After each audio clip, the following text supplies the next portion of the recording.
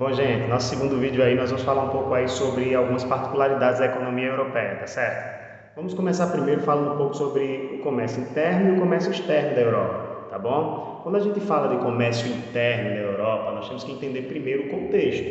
A Europa, ela forma, junto com todos os países, ou a maioria dos países, a União Europeia. E assim, a União Europeia, ela garante alguns benefícios e regalias para quem queira praticar comércio.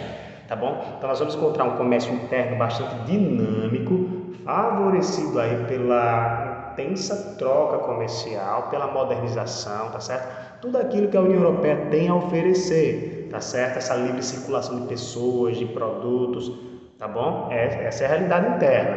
Agora, quando você fala de comércio externo, já muda um pouco de figura. Por quê? Porque a Europa, ela depende muito, tá certo? Das exportações, especialmente aí de petróleo e gás natural, tá bom? E aí nós vamos dar destaque como fornecedores a Rússia, tá certo? Países da África, do Oriente Médio ali, que favorece aí na troca comercial de petróleo com a Europa. E um detalhe importante, né? A necessidade que a Europa tem de commodities, tá certo? Que são aqueles recursos que um país não tem, ele precisa comprar de fora, tá? Então a Europa, ela depende muito das commodities, tá bom? Então observe que já muda um pouco de figura em relação ao comércio interno, tá bom? É isso. Outro detalhe importante, gente, que a gente tem que falar é sobre os centros financeiros europeus, tá bom? Vocês sabem a importância que um centro financeiro tem, principalmente nesse contexto aí de bolsa de valores. Nós vamos dar destaque como principal centro financeiro Londres, tá bom? Não esquece disso. Outro centro financeiro também importante da Europa é Frankfurt, na Alemanha, tá certo? São centros financeiros aí, ó, tops, que beneficiam muito a economia europeia, tá certo?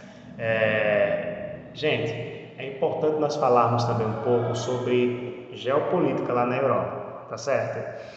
E nós estamos aí dentro de um contexto, galera, de guerras. A gente fala muito de Europa e a gente só analisa e visualiza aquele contexto mais pacífico da Europa. E se esquece que a Europa ela é constituída aí por uma diversidade étnica, cultural, religiosa, linguística. A gente se esquece disso, né? Costumamos homogeneizar a Europa quando na verdade ela é formada por uma diversidade.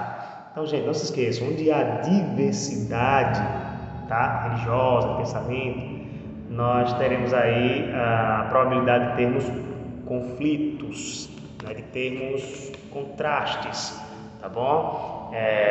Então é importante a gente ficar atento a isso aí.